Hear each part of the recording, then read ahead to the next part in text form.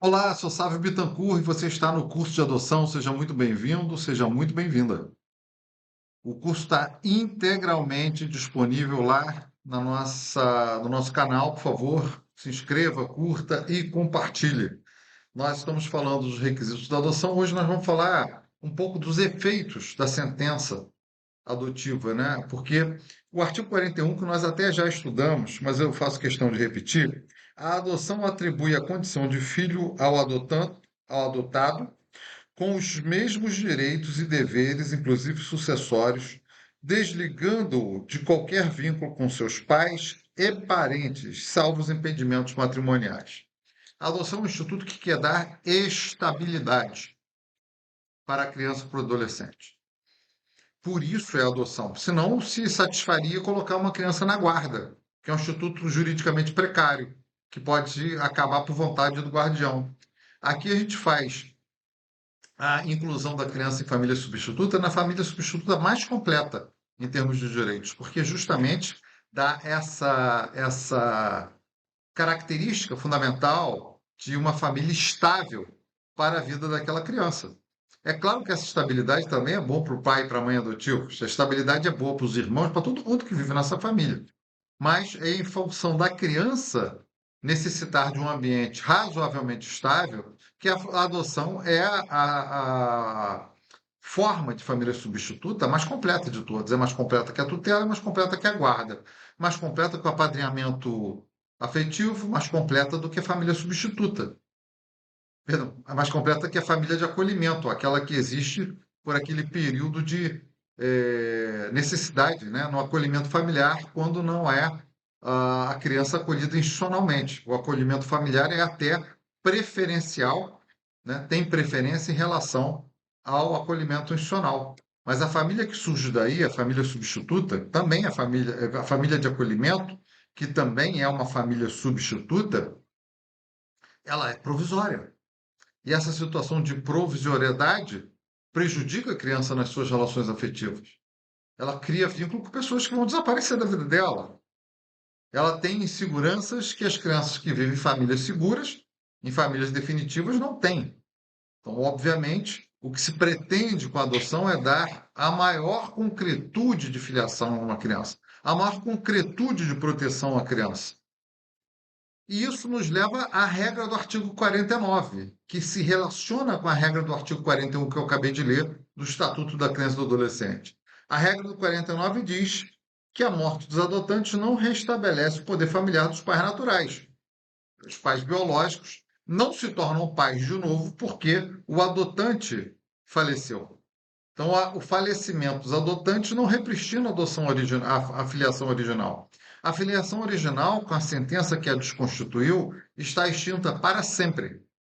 Aquelas pessoas passam a ser estranhas para ela. Não só os pais e os parentes, como diz o artigo 41, que inclui avô, avó, irmão, tio, tia, deixam de ser parentes para todos os efeitos, menos para um efeito.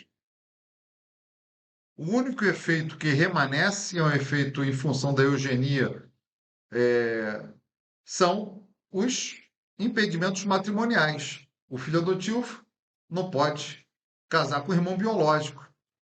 Você vai, mas ele pode não conhecer o irmão biológico, casar sem querer com o irmão biológico, né, e vira novela. Mas, sabendo que há uma vinculação biológica entre aquelas pessoas nesse grau de parentesco próximo, os impedimentos matrimoniais entre homem e mulher estão mantidos aqui por essa mesma lógica. Mas fora os impedimentos matrimoniais, todo o resto é cortado. Não há manutenção de nenhum tipo. Por quê? Se subroga a nova família em todos os relacionamentos, porque o sujeito vira avô do neto adotado pelo filho. O sujeito vira tio pelo sobrinho adotado pelo irmão. O sujeito vira irmão da criança adotada pelo pai, pela mãe. As relações familiares são todas reconectadas a partir da lógica da nova família. Isso faz com que a morte dos adotantes seja absolutamente irrelevante para fins de restituição com a família original. É uma coisa acho óbvia que aqui está escrita, mas no Brasil falar o óbvio nunca é demais. Nunca é demais falar o óbvio no direito brasileiro. E aqui tem uma redação óbvia. É óbvio que morrendo os pais adotivos, essa criança é sucessora dos pais adotivos, essa criança, esse adolescente ou esse adulto vai manter as suas relações familiares com os demais familiares, vai ser criado pela guarda de algum desses outros parentes e segue a vida dentro dessa falta que os pais fazem, mas permanecendo nessa sua nova família, que é a família definitiva. A adoção gera um vínculo estável e perpétuo. Não é errado falar em perpetuidade, porque se você for verificar sua linha genealógica, ela não é genética, ela passa a ser legal. E você vai encontrar um bisavô adotivo e ele é teu bisavô. Então, portanto, a adoção passa a incluir daqui para frente relações novas que são perpétuas e que vão aparecer em qualquer tipo de relacionamento jurídico que exista daí para frente. Então, não há nenhum tipo de repristinação da filiação biológica. Eu sustento que não há nenhum tipo de repristinação de filiação biológica em hipótese nenhuma. Mas eu conheço um caso de uma criança que teve poder familiar destituído e depois voltou para sua família de origem. É raríssimo, mas vamos lá enfrentar essa hipótese. Se essa criança foi adotada para outra família, ela pertence a outra família e ela só pode sair dessa outra família por ordem judicial. Uma adoção não se desfaz pela vontade do adotado e do adotante. A adoção, ela é perpétua.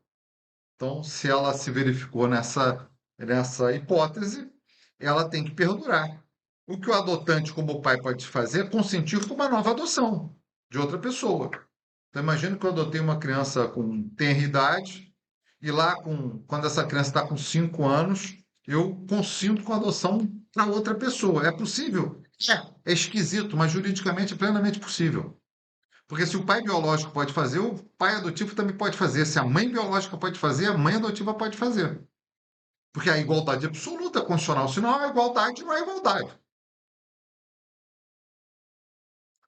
Então, quando nós tratamos de um retorno à família que havia sido destruída, eu particularmente defendo que essa família tem que se habilitar e adotar aquela criança novamente. Vamos supor que um adolescente cujo poder familiar tenha sido destituído não tenha sido adotado por ninguém. Em dado momento, por incrível que pareça, aquela família viu Jesus e eventualmente pôde se reestruturar. Né? Depois de anos e anos de conduta errada, passou a ter uma conduta protetiva e essa criança está lá na instituição e a família aceita de volta, está restituída e reconstituída, no exemplo que eu estou criando por minha hipótese, que eu nunca vi na minha vida. Nunca vi em 32 anos de carreira. Nesse caso, eu acho que essa família que se tornou uma estranha jurídica para ela precisa adotá-la. E você faz um processo de adoção, essa criança volta para essa família e se constitui um vínculo adotivo. Acho que, inclusive, isso é pedagógico. Eu perdi o vínculo pelo meu comportamento, eu, através do meu comportamento, posso ser habilitado dentro do processo de adoção e adotar o meu próprio filho biológico, que passou a ser para mim um estranho jurídico. E não há nada demais nessa construção, é a única construção que é plausível no nosso ordenamento jurídico. Há pessoas que defendem uma ação especial de reconstituição do vínculo de paternidade e maternidade. Essa ação especial, uma ação, que ela não está prevista em lugar nenhum, ela não está prevista no Estatuto da Criança e do Adolescente, e é uma criação tão voluntarista quanto a minha, que digo que a adoção já é prevista. Há um remédio jurídico previsto, que é uma ação judicial de adoção, que pode ser usada por uma família biológica que foi desconstituída, que agora é um estranho jurídico, para reaver o vínculo com uma criança com a qual ela perdeu, na hipótese de estar completamente recuperada e não haver solução melhor para a vida dessa criança ou adolescente.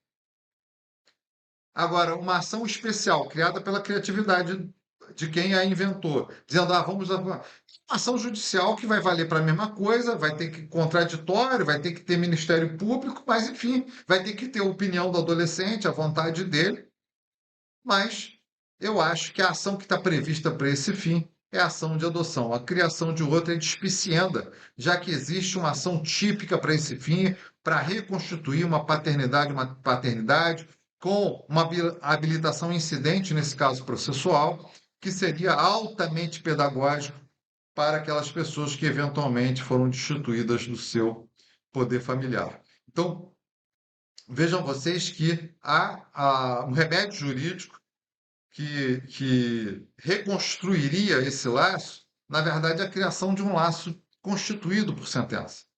Então, não está reconstituindo o laço anterior, mas criando um novo entre pessoas reorganizadas em sua vida e uma criança que não teve outra chance. E eu acho que isso é plenamente possível nesse caso concreto ou em qualquer outro caso em que seja a melhor solução para a vida da criança pelo melhor interesse dela, do adolescente nesse caso. Mas é muito raro acontecer, nós estamos falando aqui de criação de hipótese que, particularmente, eu não tive oportunidade de ver acontecer concretamente. Então, veja você que o rompimento, veja, quando eu anulo pela sentença constitutiva da adoção, artigo 47 do ECA, o assento anterior, eu desfaço todos os laços familiares anteriores, remanescendo apenas a proibição do casamento naquelas hipóteses que existem com esses familiares biológicos. Ou seja, fora os impedimentos matrimoniais eugênicos, não há nenhuma característica da família anterior que seja juridicamente sobrevivente à desconstituição desse vínculo que foi feito e à constituição do vínculo adotivo. Então, a partir de agora, essa criança tem vínculo estável com todos os parentes do adotante, do adotado, perdão, todos do parente dos adotantes, e passa a ser integrante daquela constelação nova da família dele e passa a ser efetivamente integrado a avós, tios, irmãos, etc., dando para ela a situação de maior garantia, de maior escopo de carinho, de proteção, de afeto que ela teria se a solução fosse diferente. Por isso, a gente chama essa adoção, como a gente chamava antigamente, de adoção plena, porque havia outros tipos de adoção. Hoje, a nossa adoção ela é sempre plena, ela é sempre definitiva, ela não se encerra com a morte dos adotantes e ela não se encerra com nenhuma outra hipótese que não seja aquelas hipóteses que se encerram com qualquer tipo de paternidade e maternidade, em função do princípio da igualdade entre esses vínculos que existem na Constituição Federal. São as considerações pela aula de hoje. Voltamos na aula que vem com uma importante aula a respeito do Sistema Nacional de Adoção. Até lá!